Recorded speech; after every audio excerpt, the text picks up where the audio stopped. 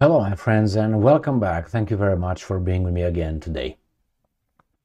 I have two articles here dealing with the same issue, and an Israeli spokesperson from Israel's defense forces comes in front of CNN, and he says that, or he justifies killing civilians and bombarding a refugee camp. And he justifies it. So he's not even trying to deny it, or at least keep quiet, or trying to avoid, the question. He justifies it, and you're gonna see with how much chutzpah he's going to defend his army's criminal action, and is a Jew on Jew here actually, because it's Wolf Blitzer from CNN. I watched that weasel many times. And sometimes he got smacked, sometimes he doesn't get smacked. In this case, supposedly, Wolf Blitzer pushes on this spokesperson, asking, are you sure that, is that what you're saying? And the guy says, yeah, that's exactly what I'm saying. And Wolf Blitzer doesn't dare to call the guy and call all the actions of the Israeli military as war crimes. No, I wonder why. So, I don't think it's because of CNN necessarily. Let's go to the first article. This article comes from Daily Beast, but hey, don't be agitated. I have the recount as well. So it's the same thing as an interview between these two weasels. All right, both Jewish. Doesn't matter, but hey, what do they want? This is reality. We deal with it, right? Since we can't change it, supposedly. Daily Beast, October 31st. CNN's Wolf Blitzer confronts IDF, Israel Defense Forces, flak, who admitted to bombing refugee camp. He was like, did you commit a crime? Yeah, but it was not a crime. They got gold, and I needed the gold. Therefore, I committed a crime. Okay, so here they are. He says, confirms our airstrikes hit Gaza's largest refugee camp. What else do you want? What more evidence do you need, my friends? A spokesperson for the Israeli Defense Forces confirmed to CNN's Wolf Blitzer on Tuesday afternoon that Israel was responsible for bombing Gaza's largest refugee camp. The airstrike on the Jabalia camp killed at least 50 civilians. War crime. As a medical official and Palestinian authorities said, according to Al Jazeera, Lieutenant Colonel Richard Hecht, was unrepentant. What are you going to do to me, America? Nothing. Shut up and do what I tell you to do, basically. And Blitzer, are you sure that, yeah, I'm sure. Shut the hell up. Anyway, however, telling Blitzer, and I'm quoting, this is this guy's justification. There was a very senior Hamas commander in that area. Sadly, he was hiding again, as they do behind civilians. It's still a war crime. I'm going to tell you why. If, let's say, Putin decides to eliminate Zelensky, who's the commander-in-chief, right? Or Zaluzny, and let's say both of them are in Kiev, hiding in the area in Kiev. That means Putin is perfectly legally, covered to drop an atomic bomb on Kiev and destroy Kiev and all the civilians, because unfortunately those commanders, Zaluzny and Zelensky, hide behind civilians.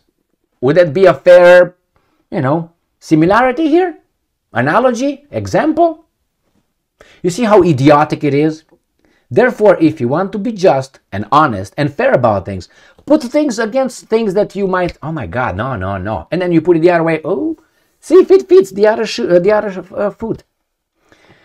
If the shoe fits the other foot, my friends. See if that. There was a very senior Hamas commander in that area. So we just... Is that how you do it? Let's say tomorrow Hamas decides to, destroy, some senior U.S. commander who hides in Washington, D.C. Would that person be entitled to, detonate an atomic bomb in Washington, D.C., which is probably already there? Should it be? Of course not.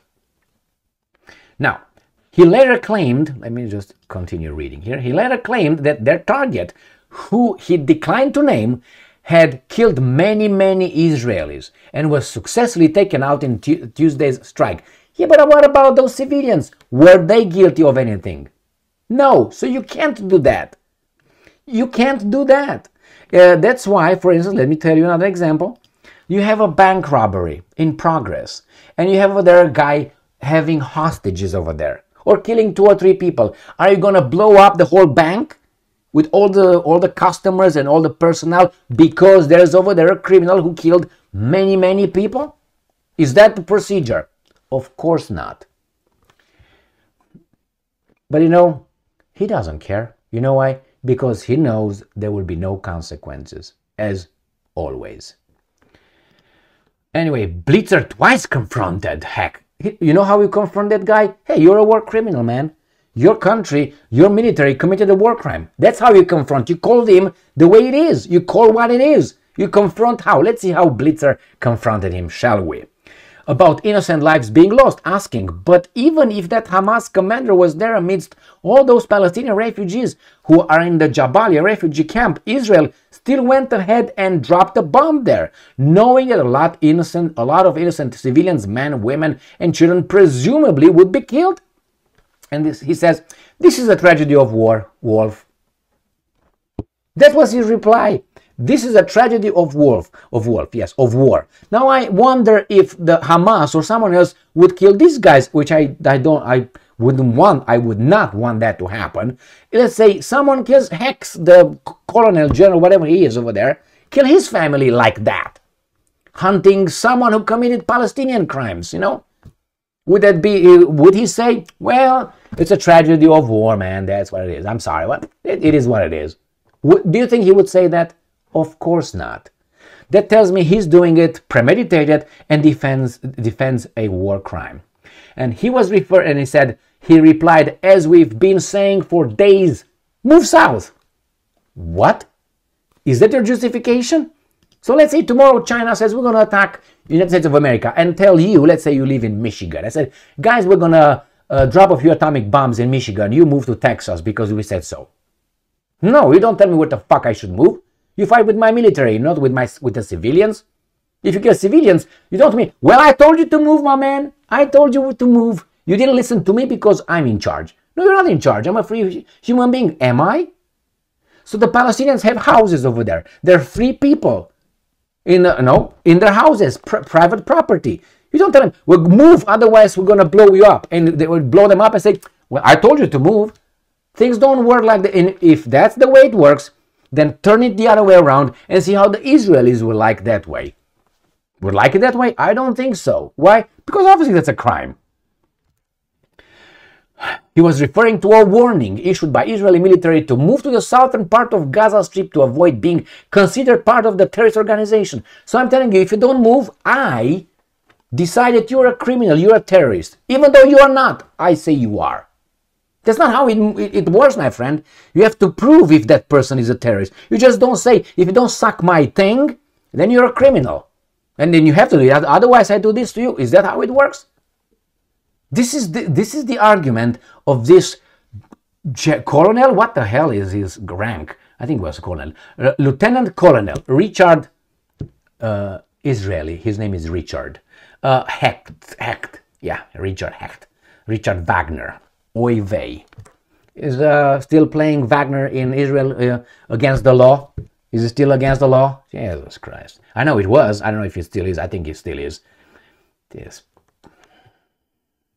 So yeah, we should, a warning, you didn't listen to it. Free to go, my friends.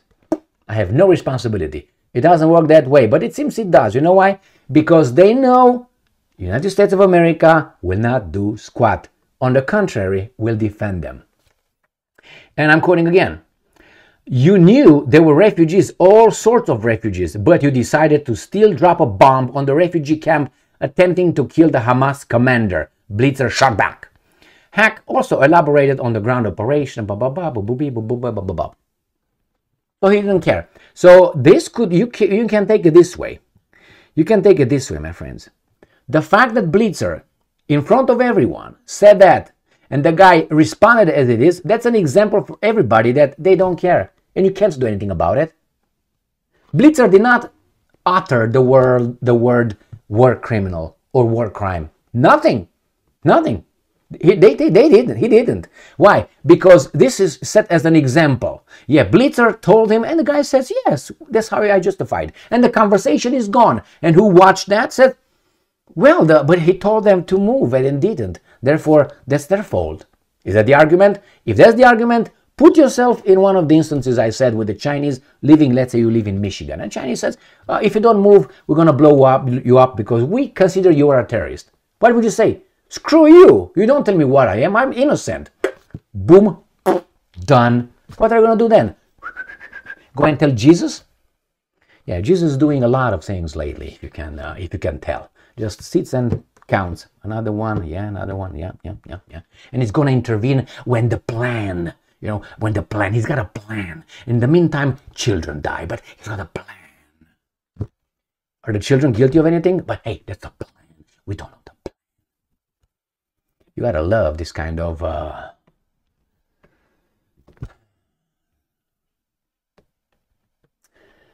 You see, I'm not a Jew. I'm not a Palestinian. No. Why would I care? But because it's not fair. It's not just. It's not just. And I'm supposed to support these guys. I'm supposed to see them, the lieutenant colonel, as the victim because they were attacked on the 7th of October by those guys, which indeed they were attacked. It was horrible, yes. Was that year zero? That's how it started, just out of nothing? No. Right? But they want us to think that way. So when I say this thing, and not only that Blitzer and the other guy, there have been many Blitzers and many like that guy, and nothing happened. That's why they do it again and again and again. Remember, the United States voted against condemning or trying to cease fire in Gaza, among with other 13 countries. Unimportant countries, mind you, but nevertheless.